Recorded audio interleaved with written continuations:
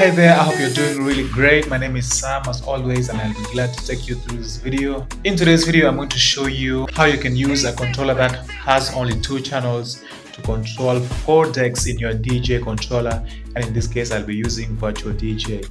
Now, as you can see here, this is a Numark Mixtrack Pro 1, which is a very small controller and has only 2 decks control. This here is a master volume.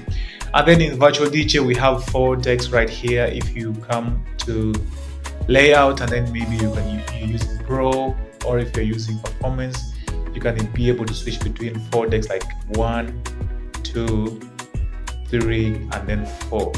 Or you can choose to use Pro, and still you can come down here to 4 decks, and then the mixer. You can still have here 1, 2, 3, and 4. Or most people prefer to call it A, B, C, and D, and that's how it's labeled.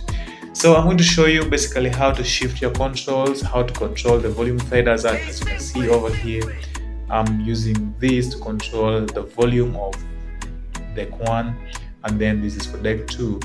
And if I switch here, I can control deck 3 over here, and then 4 over here if I switch as well. Alright, so I'm going to give you some mappings that I'm not actually the one that did this, but there's a guy called K2M7 inside the Virtual DJ forum. Thank you so much for this discovery. He discovered this script which can allow us to do this, and I'm just going to continue explaining or showing you briefly what it does. So right away, please make sure you subscribe to my channel if you've not yet, and if you've been watching all along. I want to say thank you so much for being a member always. Please do that, and let's get started. Now I'm going to show you the script right away. I'm going to go to the settings, and I have Mixtrack Pro connected already. I'm going to edit mappings, but before I go there, I want you to know that you can sacrifice. If you have a controller that has pads, you can sacrifice pads, or if you don't have, like me, I can use my keyboard like to map one of these keys or 2 of them to basically help me switch the control between the 2. I want to do everything on my controller, though I didn't have the pads. So I will be sacrificing my starter key over here, this button. I hope you see my finger. And since there are 2 variations of these controls, I'm also going to sacrifice another button over here, which is the PFL button. So let's do it. Now we're going to come to edit mappings, and over here I'm going to start and show you the first one. The first one is already set to the starter button over here, which is this. I'm not going to explain basically exactly what the syntax here stands for, but what it does is that once you press this starter button here, after saving this mapping, it should be able to switch the controls between decks A and C. If you press the left one, and if you press the right one, it should be able to switch the controls between D and B. I have another one over here which is in the PFL. I hope you see my finger. This is a PFL version over here, and still I'm not going to explain it what it means. Now there is only the difference in the way the syntax is, but the controls are the same. We have 2 of them because most controllers will not support both of them, so you need to map the 2 of them differently and then see which one really works for you. And of course, you are going to tell me which one works for you in the comment section down below, but this is basically what I intended to do.